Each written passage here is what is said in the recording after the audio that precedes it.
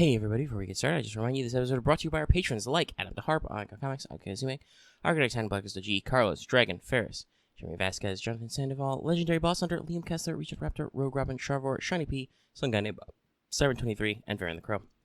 If you like what we do and want to see us do more, consider supporting us on Patreon and get access to episodes early, and that's what really helps out. Thank you for your support, everybody.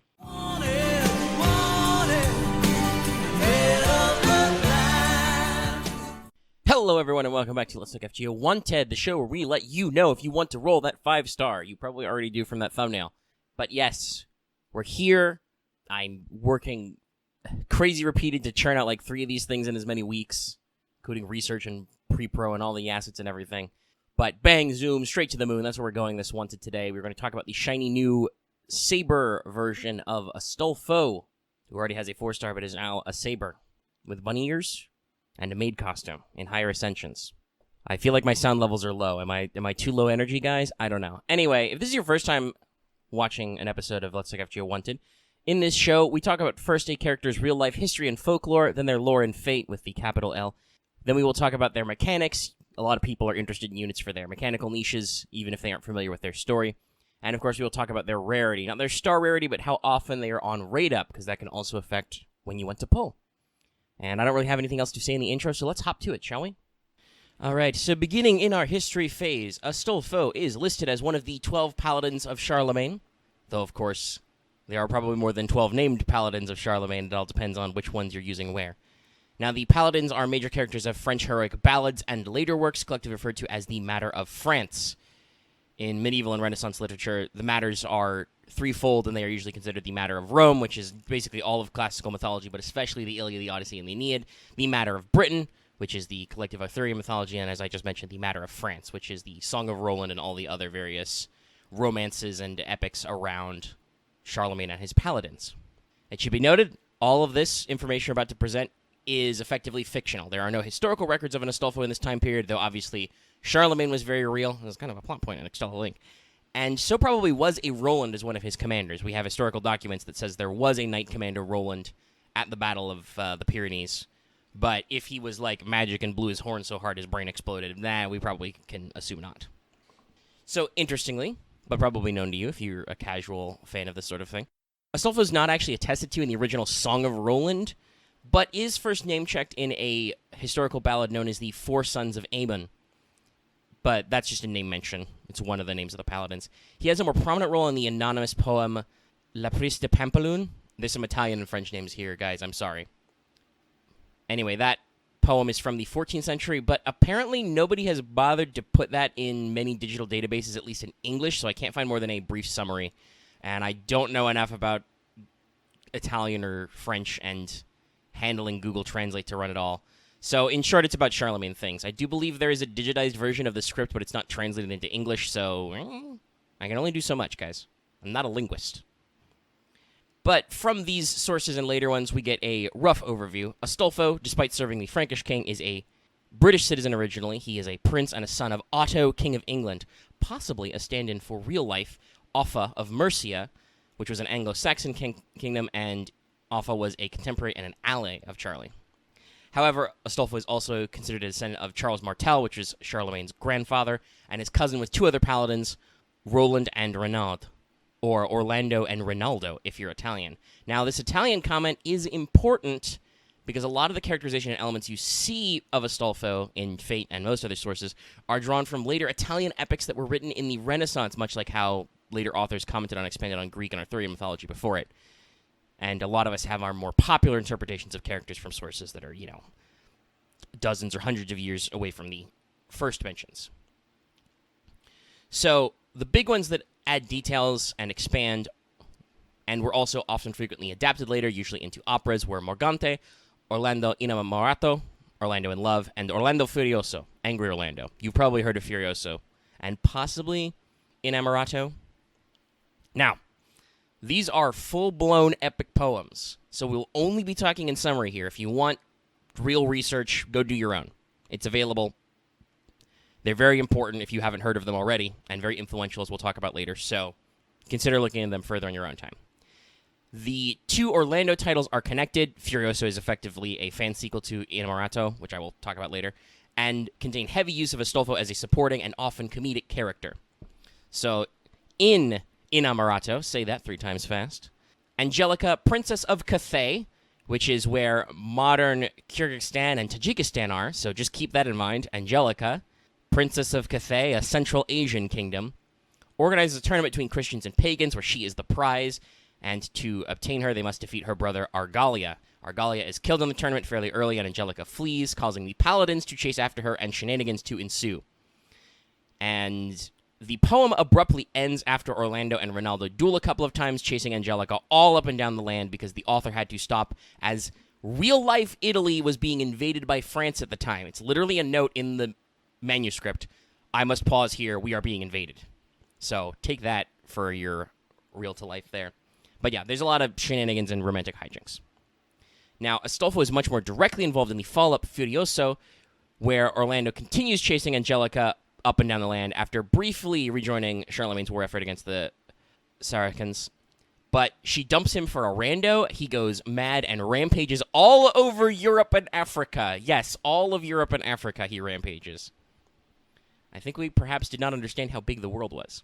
Now, meanwhile, in the B-plot, Melissa, a good witch and apprentice of Merlin, is trying to play matchmaker to Ruggiero and the Bradamante, and also helps out Astolfo, who was temporarily a tree thanks to the evil enchantress Alcina, along the way. During this time period, Astolfo lends Bradamante his magical horse and his golden lance and takes the hippogriff from the lovely couple and flies to Ethiopia, where he helps out a local king. He does some odd job quests, as you do, and learns how to fix Orlando's problem. Using this knowledge he is given, he climbs a mountain, he meets St. John the Apostle, he borrows Elijah's flaming chariot, goes to the moon, where everything on Earth that is lost can be found, finds Orlando's wits, and returns it to him. This also makes Orlando fall out of red with Angelica, because being mad is like being in love. Wah, wah. And yes, Astolfo does actually have that many magical things and get up to that many hijinks in his lore. That is canon. I told you, he's a supporting but sometimes comic relief character. He gets up to a lot of stuff. So Astolfo's name is actually Germanic in origin. Might make sense for the Anglo-Saxon angle. It is derived from Heistulf, and it means either furious or spear, and wolf. Neat. So Orlando Furioso, and to a lesser extent Inamorato, is massively impactful on the field of literature, inspired a lot of art and adaptations if you start going to look for it, and it included many literature inspirations, including Spencer's Fairy Queen series, because, you know, it had a lot of poems of knights rambling around solving problems, and although a dedicated supporting character, Astolfo has stuck around through all of this adaptation and influence. So as we move into lore, in the backstory for Fate, Astolfo is pretty much spot on with this. It takes the cues strongest from Inamorato and Furioso for a series of heroic and comedic ventures in equal merit, with perhaps a heavier emphasis on the comedic relief elements, but still, that heroism is in there. And this is something, by the way, why Furioso was so famous. It mixed humor, tragedy, chivalry, all that stuff together to be like one of those really good general pieces of literature. Astolfo's noble phantasms are all sourced from various adventures during the epics he was part of. The Trap of Argalia is his golden lance, though I did not find any direct sources on it being stolen from Argalia in Amorato, so that may be a Fate original, just tying those things together. The Hippogriff was traded from Bradamante, though that was for the golden lance, so literally in my notes, I just wrote 3 question marks. He also has the Book of Spells and the Horn, obtained from Logistila, a good fairy. They even name-check Avalon in Fate, so there's some connection there. Though, in Furioso, Logistila was part of a trinity which included Morgan Le Fay, so just keep going, guys. Keep connecting those bridges. Now, Astolfo is normally a rider with all these NPs, pretty typical for that sort of class, but due to being a Paladin of Charlemagne, he can become the Saber class and has become that as a result of things to do with the new Christmas event, and it is noted that Saber Astolfo is considered slightly more chivalrous and focused than normal. Now, the sword Astolfo uses in Saber form is actually a little bit of a drift. It was originally a magical metal net used by the giant Caligorante, to capture a god, but it ended up caught by Astolfo when the latter spooked him with his horn. Once Astolfo became a saber, it transformed into a whip sword because Astolfo thought it was more gallant. This should actually be the bed image, is a Gustave Doré illustration, shout out to my man Doré, of capturing Caligorante. So let's tackle the big one, the question you're probably asking. As far as I can tell, Astolfo's cross-dressing seems to be original to Fate. I have heard some claims that in a obscure poem, but it's unsourced. That said, actually, source translations from various aside poems by the Spanish and Italians, do seem to describe Astolfo generally as being extremely pretty, foppish, or outright, in one translation, smug and effeminate. So, along with some other gender-ambiguous notes in Fate, there is some form of precedent. There's definitely a commentary about how handsome and even soft Astolfo is in folklore. So in the Apocrypha-era materials, that is, Apocrypha complete materials and one of the FGO complete materials, Astolfo is explicitly referred to as male, and obviously some jokes are made about his male form. But in FGO materials, Astolfo's gender is marked as secret by their own design. In a 2015 April Fool's article about idols, Type Moon listed Astolfo as a otokonoko... I can't say that very well, there's too many Ks. A male-girl idol. So, some otokonoko subculture stuff. Honestly, being the Knight of Evaporated Sanity, Astolfo doesn't really seem too caught up in all this, so you could probably go with he, they pronouns. Japanese pronouns don't always work like English ones, so it only gets more confusing, and even Higashide lost track of what gender Astolfo was supposed to be, so I wouldn't be super fussed about it. Now, as mentioned, Astolfo was a major character in the Fate Apocrypha light novel and anime, as the writer of Black, and was pretty heavily involved with the plot and a popular character as a result, and his design elements trace all the way back to the original APOC game, so Astolfo's been pretty long-running. Astolfo was introduced to FGO via a trial quest, which was shared with Amakusa and Kid Gil. This was during the Chaldea Boys Collection, the first White Day event, I'm pretty sure. Astolfo had a major role in Epic of Remnant 2 Agartha, and of course was in the APOC collab. And Astolfo has some history with appearing in Christmas events, and is obviously pretty heavily tied to Bradamante, who was the focus of last year's Christmas event. So there's a little bit of through line here, and we'll be able to see a little bit more detail on this, because obviously he is the new exclusive limited SSR for this. So let's talk about damn mechanics. So, as previously established, this Astolfo is a limited saber with a quick arts buster deck with some very decent NP gain and hit counts. You are reading that extra count right. Medium attack and slightly higher HP for sabers. All around good starting stats. Our NP is a single target quick. That means a fairly large damage multiplier, and it has very good hit counts, as you might hope. It also seals the target's NP for 1 turn and gives you 3 turns of quick up based on overcharge, a general boss killing package. And it keeps going from there. Our first skill starts as a self-debuff clear and 10 to 20% NP per turn for a fairly usual 3 turns. But wait, there's more. This skill is upgraded in the Interlude Campaign 16, meaning it also has a starting 10 to 20% battery. I accidentally capitalized the BMBA in my notes just then. That's funny. And also gives you 10 to 20 critical stars, so making it a much more well-rounded skill. Obviously, as it was, a self-debuff clear and NP per turn is not bad, but this lets you get that ball rolling even faster. The second skill is the Doot. It gives all enemies terror with a 30 to 40% chance to proc stun each turn for 3 turns, and also gives you 3 hits, 3 turns of evasion. And on only a humble 6-turn cooldown minimum. Though you may just leave it at 8. You don't have to level up this skill at all. 30% stun for 3 turns. Just rolling those dice, basically 1 in 3. Spice. The final skill is a 20 to 10% attack up for self. It also includes 20 to 30% crit up for self on 3 turns, and then 3 turns of Star Absorb on Buster cards. It basically gives you some damage stem options. We'll talk a little bit about that Buster card thing when we talk about general strategy. Passives are just MRA and writing A, so those quick cards slap.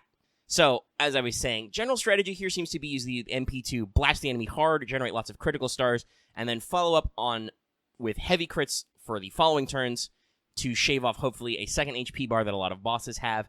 This is supported with stalling moves like stuns, NP seal, and hard defenses to counter reprisals, as, enemies like to do when you shave off their HP bars.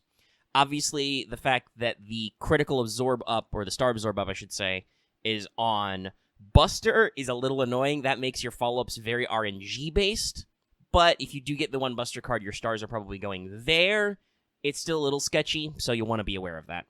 Now, for CE selection, you'll probably want to focus on quick or NP output, or maybe just some general damage. You could obviously go with something very simple like Dangerous Beast or Imaginary Round for pure damage. You can mix and match various effects for quick up CEs. I would also say Dangerous Bunny is solid for that free Pierce. And of course, once that upgrade comes in, you could go for a K-Scope for an immediate into the P firing, just as a thought. And depending on what your servant support selection is, you might try various 50% batteries and other effects. Now, for team support, I will let you know. Obviously, while Scotty is usually used for loop farming, she still has some of the strong assets you need to improve your damage output and give you the excessive NP battery to get started on your pain train. You can just, like I said, put Imaginary around for that maximum quick up, and then double Scotty will get you the charge you need. The only problem is the fact that you need to deal with some waves before that. So maybe some, swap around some guys. Meh. However, I would also like to introduce you that Osakabe Hime, the normal version, may be just as much support by herself. She offers you quick, critical, and buster ups inherently, if she procs her NP and stuff. She also improves your max HP and defense for stalling out the enemy, and does have a smaller battery for herself. Though obviously, with that first skill, Astolfo is not necessarily hurting for a battery charge. Unfortunately, you don't have a lot of other direct quick support in class, so you'll probably either be jamming random Alexander or Atalantas. Either works. Alter probably works for more teams because that gives you more damage comp. If you want to emphasize critical strength, though, consider fellow Sabers, Prince of Landling, or Lakshmi Bai, both of which are permanent and do offer you some critical buffs as well as other effects you may be interested in. They can do semi-support stuff, clear those ads, mob waves, etc. Now, for your Ascension materials, that shouldn't be too hard, though you do need a decent chunk of proofs and medals. What may be a concern for some people, though, is those skills. You will need 44 total proofs per skill, as well as 24 soaps and 24 rings. That might be a big ask for a few people, though at least it's not brand new mats. Hopefully you have enough time to, build your stockpiles. So, Astolfo gets some pretty decent banners. Not only does he appear on the Christmas event, and it's a rerun. Yes, this one gets one of those, but it also will appear on the APOC collab rerun Fustercluck. It's a lot of banners, but we'll be on them, and that's only in a few short months. And should have a future campaign for what was the APOC Blu-rays, but will probably be like Thanksgiving or back to school or whatever. So, yes, there are at least 3 more Astolfo Saber banners after this one. And, again, limited units, so we'll be on Lucky Bags in the future. And also does have an interlude, though no banner for that campaign, but an interlude is there. And Saber Astolfo is a bonus servant for both the Christmas and its rerun and the APOC rerun. So, consider your options there. And that's really all I have to say on that. The mechanics are a little short and sweet, but, direct damage dealers, there's not a lot of fluff there, so here we are. I do want to reiterate a point, though, I made in the lore half. That, like I said, this is a fairly big area of literature. If you're really interested in this kind of stuff, seriously, go do some of your own research, track down some primary sources yourself. I can only bring you so much summary out of these literal epic poems, and I want to remind you that contemporaries place the matters of France on the same level as the matters of Rome and matters of Britain. So it's kind of a big deal from a cultural standpoint. Check it out if you're interested. And figure out how many of these humorous anecdotes are true to source. With that all out of the way, I think I'm going to wrap up the video, though. I guess I'll see you guys around New Year's. I'll have to shoot that one well in advance because I will be busy New Year's weekend, but, I can work out the thing. But hopefully I can take a little bit of a break from churning these out quite so fast around and know what I'm doing. So, I would like to let you know that if you like this video, be sure to give it a like, feed that algorithm, get more Wanteds, get more people to watch Wanted. It's good. Also, do you like the in-color thumbnail? I did a little something special. I figured it would be more vibrant and Christmassy. Maybe we should have made it like a white background on the thumbnail. Anyway, if you have any comments, leave them in the comments section down below. Make sure to call your shot on getting that roll with this catalyst. You can also join our Discord. That link is, as always, in the video description and on the channel page. And I strongly suspect that the roll thread will still be up because it hasn't gone away since the Super Orion banner. So you can post in our roll sub-thread on Discord. Of course, if you're new here and haven't already, please subscribe to our channel to get more videos like this. I still have one more in the year, and then they keep coming. And also get our regular podcast, Let's Talk FGO, every week about FGO, talking about news, guides, and more. And even if you're already subscribed, make sure to hit that bell for notifications so we always know post a video. I often post these, in the middle of the night when mate starts or something, depending on what the timing is. So if you ring that bell, you will definitely get notified when the video goes hot. You can also join our channel. Click that join button or link in the description for membership badges and emotes. And, of course, like I said at the front of the show, consider supporting us on Patreon. You could have gotten access to this video early. You can get access to the show in audio format. Let's Talk FGO show, I should specify. You can, at higher levels, listen to the show live, get other videos early, etc., etc., and it really helps us out and supports us. And if you want to wait a little bit, you can subscribe annually. So if you wait until January rolls around, you can lock yourself in for a whole year of Let's Talk FGO for a slightly discounted price. All right, that's it for me. I'll see y'all later. Goodbye, everybody. Fly me to the moon and let me play among the stars.